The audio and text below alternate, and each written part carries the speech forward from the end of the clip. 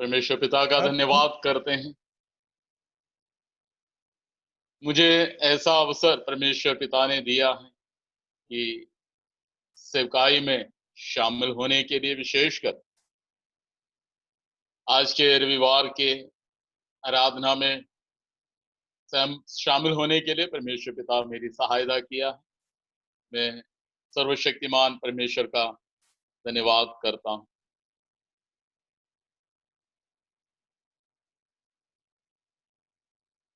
विशेषकर मैं धन्यवाद करता हूँ पास्टर सजीव पुन्यूस और उनके परिवार के लिए, उनकी सेवकाई के लिए धन्यवाद करते हैं।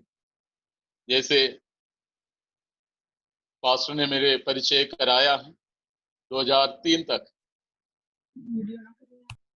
मुझे वहां सेवकाई करने के लिए प्रभु मदद किया है मुस्तफाबाद के क्षेत्र में।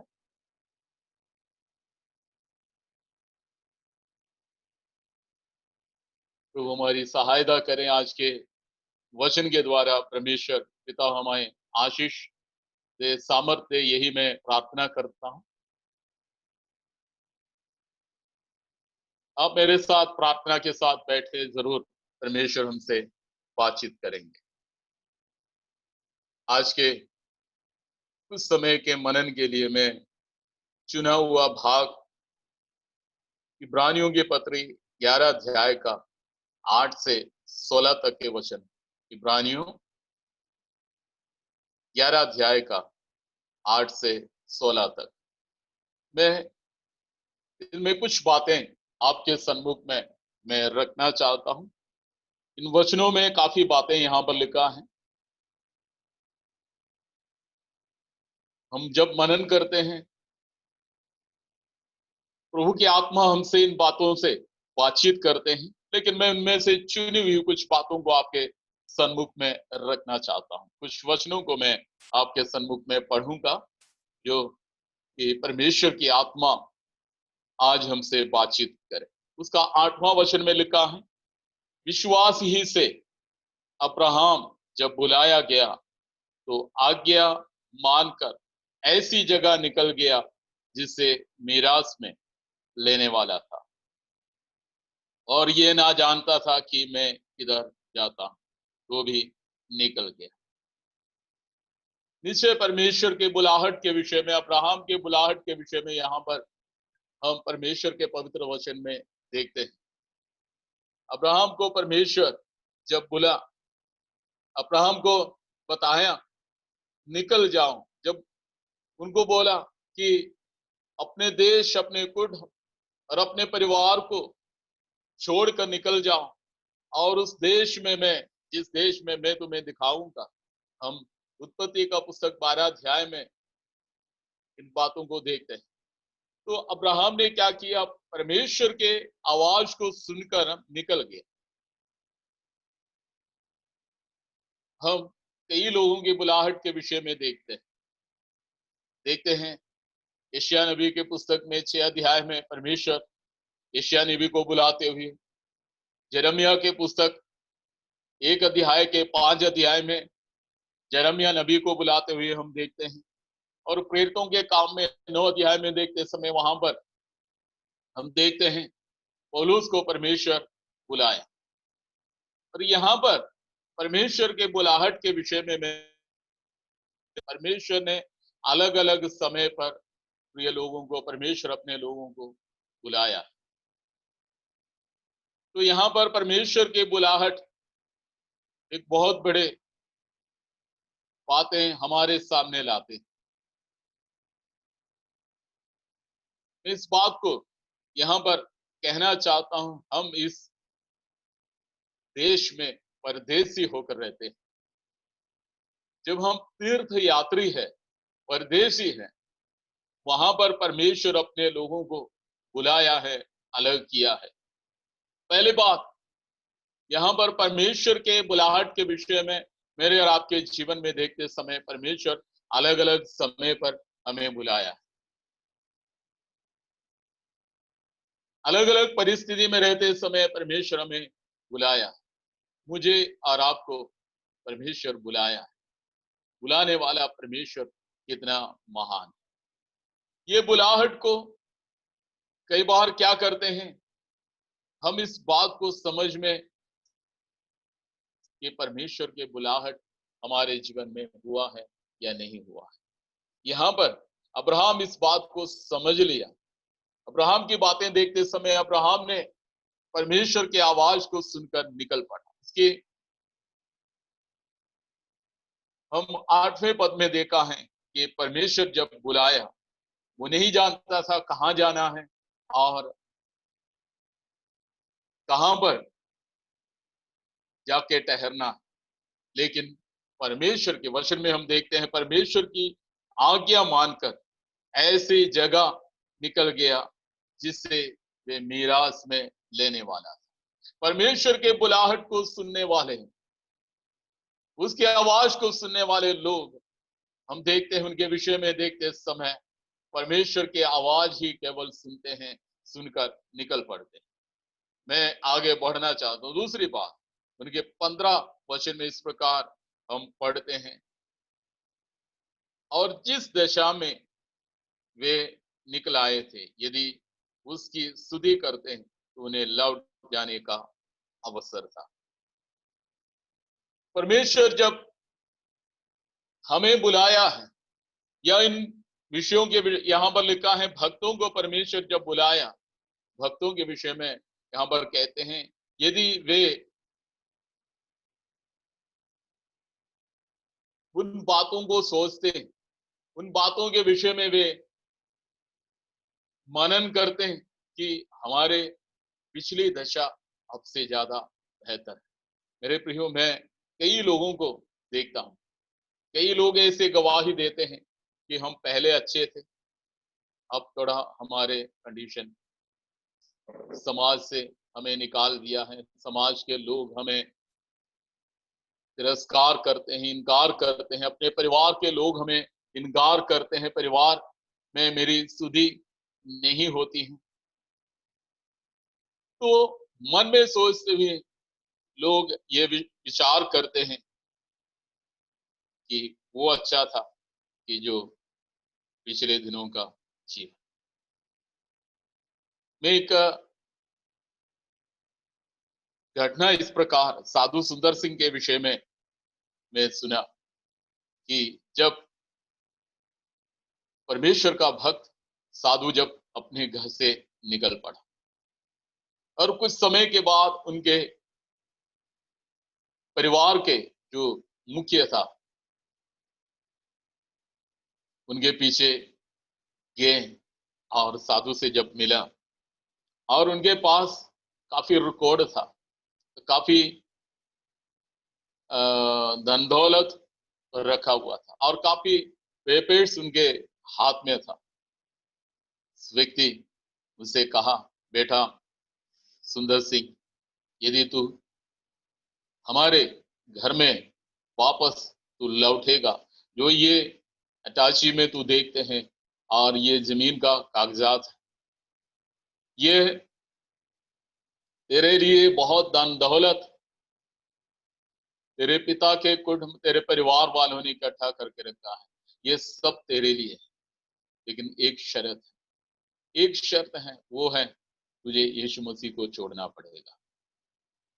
तो साधु सुंदर सिंह ने हंसते हुए कहा, यदि ये सारी दुनिया आप मुझे दोगे तो यीशु मसीह को छोड़ने के लिए मैं तैयार नहीं, क्योंकि वे इस बात को जान गए थे कि जो मैं पीछे छोड़ कर आया, जो मेरे लिए जो पीछे हैं, उन बातों को छोड़ कर आया, वे सब तुच्छ हैं, मेरे लिए वे कुछ भी नहीं है। इस दशा में कई बार कई लोग सोचते हैं वे मेरे लिए जो पिछली दशा, चाहे मेरे प्रियो में कहना चाहता हूँ, आज वचन के द्वारा आप सबों को मैं तसल्ली देना चाहता हूँ, हमारे लिए पिछली बातों से बढ़कर हैं, यीशु मसीह हमारे लिए सब कुछ है। यीशु मसीह की ओर देखें, प्रेज़ द लॉर्ड। यदि हम बीती हुई बातों को देखेंगे, कई बार बीती हुई बातें कई लोगों को अच्छा तो लगते हैं, वो अच्छा था, वो चीजें मेरे लिए अच्छे थे, वो परिवार अच्छे थे, लेकिन मैं कहना चाहता हूँ कि उन भक्तों को देखें कि हमारे लिए वो अच्छा है जो आज परमेश्वर हमारे लिए रखा है। परमेश्वर के साथ हम चल रहे हैं। यहाँ इब्रानियों की पत्री पहला 12 अध्याय के पहला वचन में इस प्रकार कहते हैं, हर एक रोकने वाली वस्तु और उलझाने वाले पाप को दूर करके और वह दौड़ में हमें दौड़ना है। कैसे दौड़ना है? वचन में इस प्रकार लिखा है, धीरज से हमें दौड़ना है। एक और वचन मैं कहना चाहता हूं, पहला कुरिन्थियों 15 अध्याय 19 वचन में इस प्रकार प्रभु का आत्मा अवाम पर लिखा है। प्रभु का दास इस प्रकार कहते हैं, यदि हम केवल इस दुनिया में मसीह यीशु पर विश्वास करते हैं तो हम सब मनुष्यों से अभागा है। मेरे प्रियो, इस दुनिया में केवल यीशु मसीह के ऊपर हमारी आशा केवल इस दुनिया में है। यीशु मसीह के ऊपर केवल इस दुनिया की कुछ चीजों को पाने के लिए हम आशा रखते हैं तो हम सब मनुष्यों से अभागे हैं।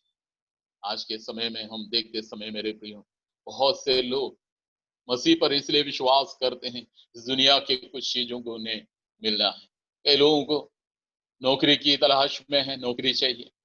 कई लोगों को अच्छा घर बनना है, अच्छे घर चाहिए। कई लोगों को कुछ छुटकारे की जरूरत है, चाहे बीमारी से हो या दुष्ट आत्मा से। अलग अलग चीजों को प्राप्त करने के लिए लोग आज यीशु मसीह के ऊपर विश्वास करते हैं। मैं आज आपको ये कहना चाहता हूं मेरे प्रियो, इस दुनिया के इन चीजों को, कुछ बातों को पाने के लिए मसीह पर हम विश्वास करते हैं तो हम अभागे लोग हैं, दुनिया के लोगों से गिरे हुए लोग हैं। मैं आपको तसल्ली देना चाहता हूं, आप यीशु मसीह के ऊपर विश्वास करें, यीशु मसीह को अपना आधार माने। तीसरी बात, वचन में इस प्रकार हम उनके 13 वचन में इस प्रकार पढ़ते हैं। 13 वचन में लिखा है,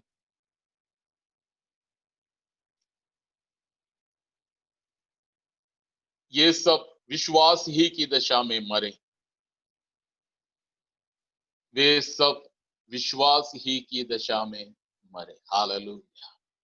विश्वास के दशा में रहकर अपने जीवन को प्रभु के हाथ में समर्पण किया।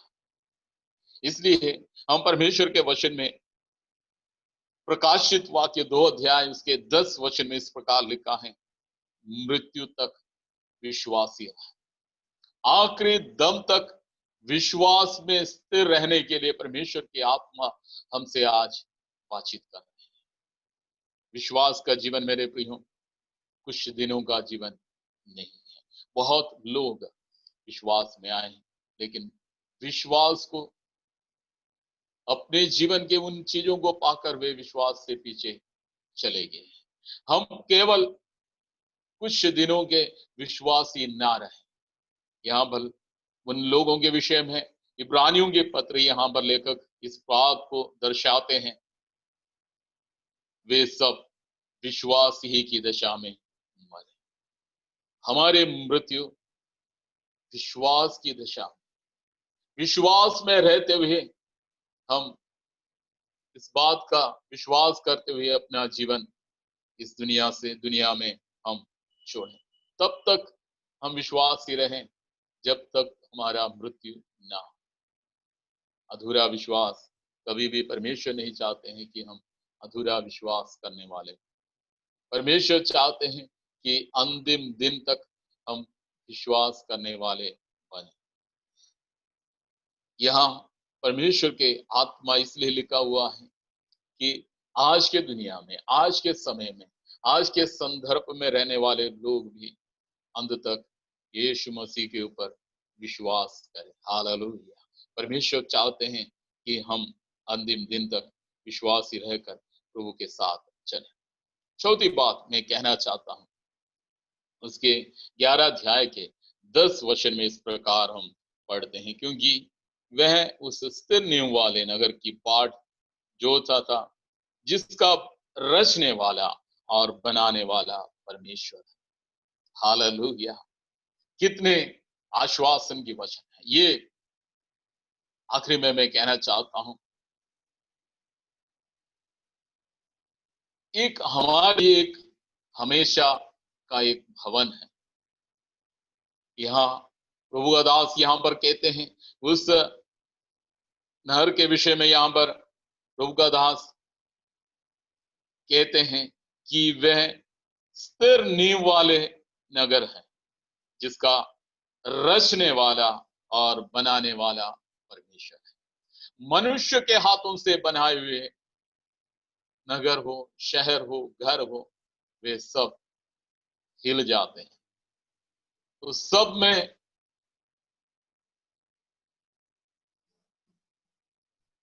एक दिन, चाहे वे कितने भी मजबूत बने हुए, एक दिन वे हिल जाएंगे।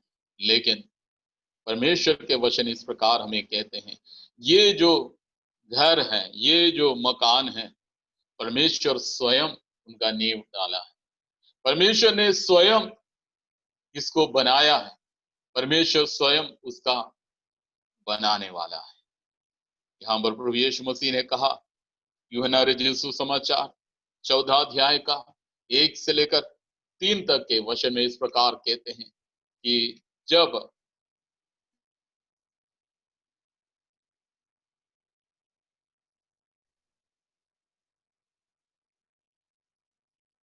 खुलना, परमेश्वर के ऊपर तुम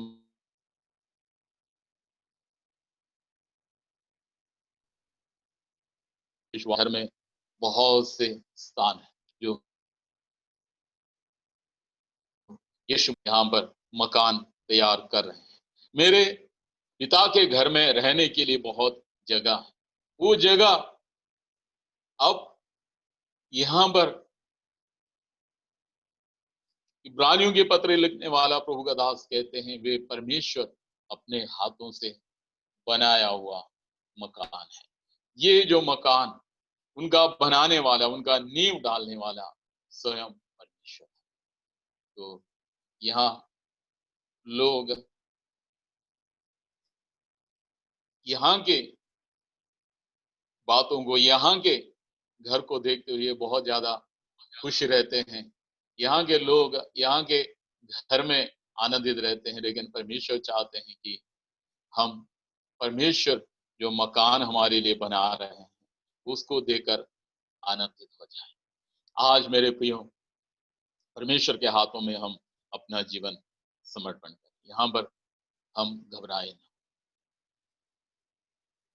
प्रेरितों के काम 1 अध्याय 11 पद में हम प्रभु के वचन में पढ़े इस प्रकार, स्वर्गदूतों ने कहा, यही यीशु जो तुम्हारे बीच से स्वर्ग की ओर गए हैं, वो यीशु जल्दी आने वाला है।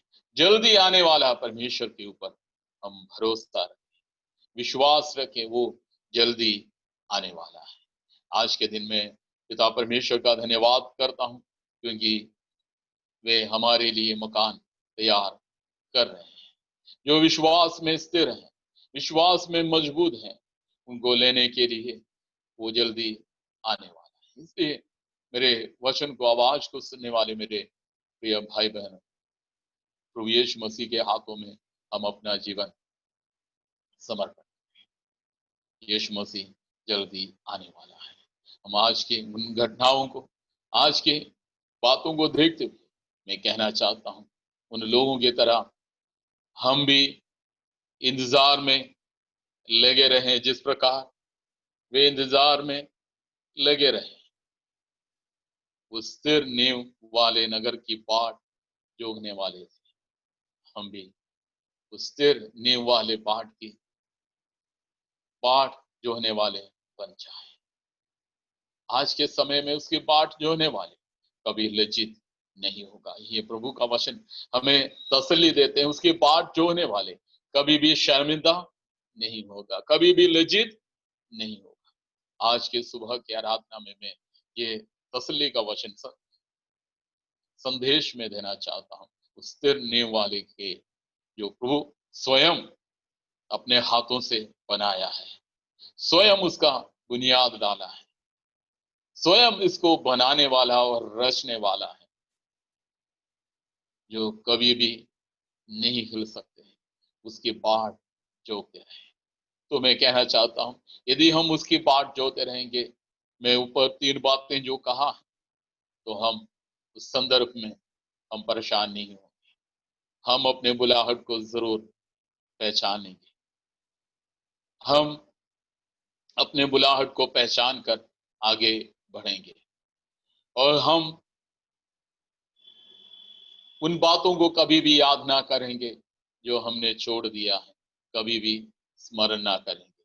और यदि हम स्थिर नींव वाले नहर की बाट जोने वाले हैं, तो हम अपने आप में सरेंडर करेंगे, अपने आप में समर्पण करेंगे कि मुझे मसीह, मेरे लिए जीना मसीह है, मरना लाभ है, जैसे पौलुस प्रेरित ने कहा। हम ऐसे रहेंगे और प्रभु हमारी सहायता करें।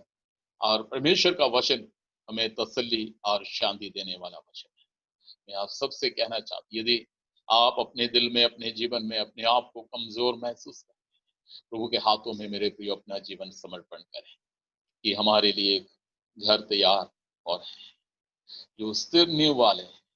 यहाँ परमेश्वर स्वयं बनाया हुआ घर, उस घर में रहने के लिए बहुत से लोग इच्छा रखते हैं। बहुत से लोग अपने ये कहते हैं, कई लोगों से मिलते हुए, फोन करते हुए कहते हैं कि प्रभु का आगमन कब होगा। मैं कहना चाहता हूँ, आज के समय में बहुत लोग इच्छा करते हैं यीशु मसीह जल्दी आए।